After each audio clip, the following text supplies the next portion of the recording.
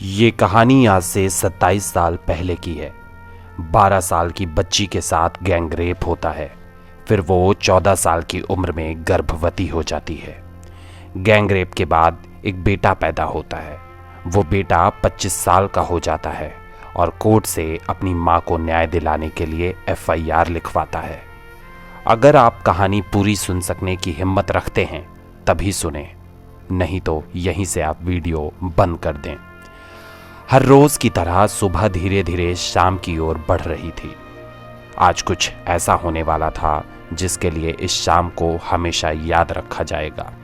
एक 12 साल की लड़की के साथ उत्तर प्रदेश के शाहजहांपुर में 2 सालों तक लगातार गैंग रेप होता रहा। न उसकी चीख सुनी गई, न उसे मदद मिली। आज वो 35 साल की महिला है, लेकिन वो जिंदगी के इन 2 वर्षों को नहीं भूल पाती। गैंग रेप के बाद एक बेटा पैदा होता है। वो बेटा बड़ा होता है और फिर अपनी माँ को न्याय दिलाने के लिए पुलिस, थानों और कोर्ट कचहरी के दरवाजों तक पहुंच जाता है। ये दर्दनाक कहानी है यूपी के जिला शाहजहांपुर की। यहाँ एक कस्बा है, एक गांव है। हम आपको दोनों नहीं बताना चाहते। अब आप सुनिए उस महिला की पूरी कहानी। हमें ठीक से याद है कि उन दिनों हमारे साथ क्या होता था, लेकिन हमें इतना डराया और धमकाया जाता है कि हम किसी से कुछ नहीं बोल पाए। उस दिन मैं घर में अकेली थी। बाहर सभी बच्चे खेल रहे थे, लेकिन अचानक से हमारे घर में पड़ोस का एक लड़का घुस आता है। पहले तो लगा ही नहीं था कि उसका वो इरादा है, लेकिन बाद में सब धीरे धीरे पता चलने लगा। उसने हमारे साथ वही किया जो हर रोज़ भारत में करीब 100 लड़कियों के साथ होता है, हमारा रेप किया। हमारे लिए वो सब सहन करना इतना आसान नहीं था। मेरी उम्र उस वक्त सिर्फ 12 साल थी। इतना डर गई कि आवाज़ तक नहीं निकल रही थी। किसको बताते, घर में क्या बताते। दबंग नवीहस अंधेरा होने से पहले ही चला गया। हालांकि हमारी ज़िंदगी में अंधेरे की शुरुआत यहीं से हुई। दूसरे दिन उसकी हिम्मत और बढ़ गई। वो फिर आया और इस बार वो अकेला नहीं था, बल्कि उसका भाई गुड्डू भी आया था। दोनों ने हमारे साथ बलात्कार किया। हम चीखते रहे, लेकिन किसी ने हमारी आवाज़ नहीं सुनी। और अब धीरे धीरे ये रोज़ का हो गया था। उस वक्त मैं अपनी बहन और जीजा के साथ रहती थी। हम उन्हें अगर बता पाते तो शायद हमारे साथ वो अत्याचार 2 सालों तक नहीं होता, लेकिन होता रहा और हम सहन करते रहे। 2 साल बाद मेरी उम्र करीब 14 साल रही होगी।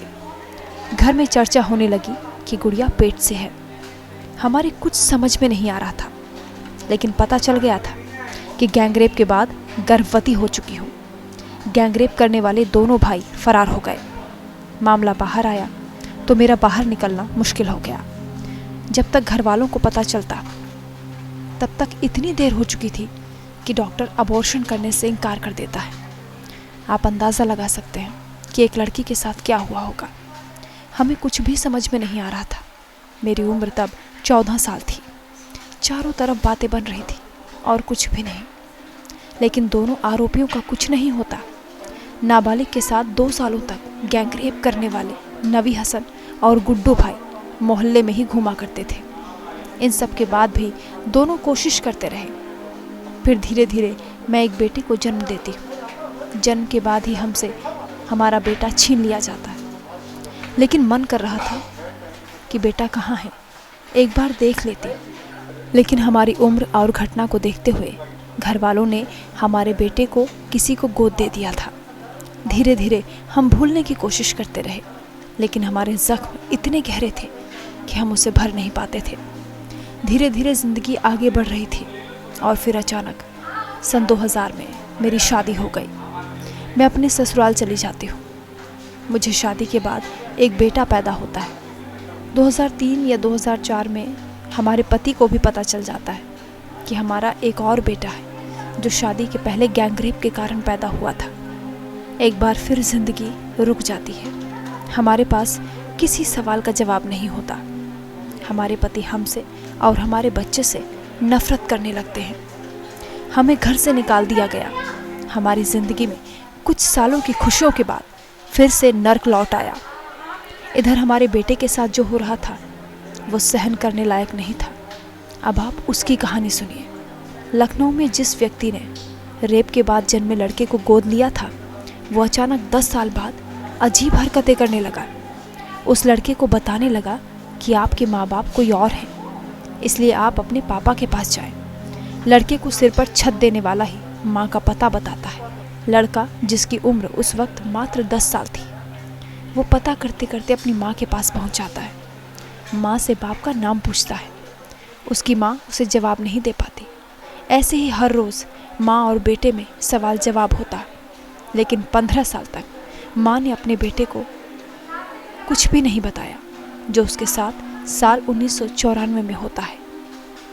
फिर लड़का सरकारी नौकरी करना चाहता है और वो पिता के नाम वाले ऑप्शन को नहीं भर पाता। तब वो ठान लेता है कि अब आरोपियों को सामने लाकर ही रहेगा, लेकिन कैसे? पुलिस के पास जाता है तो पुलिस कहानी को फिल्मी समझकर मना कर देती है। किसी को बताता है तो लोग डराते हैं कि अब और बदनामी झेलना है क्या। लेकिन रेप से पैदा हुआ बेटा ही अपनी माँ का दर्द समझ सकता है। फिर वो कोर्ट जाता है और कोर्ट उसके दर्द को समझता है। फिर कोर्ट के आदेश के बाद रेप के 26 साल बाद 3 मार्च को शाहजहांपुर में मुकदमा दर्ज होता है। न्याय मिलेगा या नहीं, ये अभी भी तय नहीं है। हमारी कोशिश है कि ऐसी सच्ची घटनाओं को बाहर ले आना, जो ना जाने हमारे सिस्टम में कहाँ खो जाती है। आज ये कहानी सिर्फ एक कहानी है, लेकिन कभी चीख हुआ करती थी। अगर उन दिनों किसी ने भी 12 साल की लड़की की चीख सुनी होती तो शायद आज वो गुमनामी में नहीं जाती। शाहजहांपुर में थाने में आज केस चल रहा है और बेटा अपनी माँ को न्याय दिलाने के लिए हर रोज़ थाने के चक्कर काटता है। आज आरोपी गुड्डू और नवी की उम्र करीब 50 साल है, लेकिन उनको अपने किए पर आज भी पछतावा नहीं। ये महिला की काल्पनिक आवाज़ में आपको समझाया गया है ताकि आप कहानी के दर्द को समझ सकें।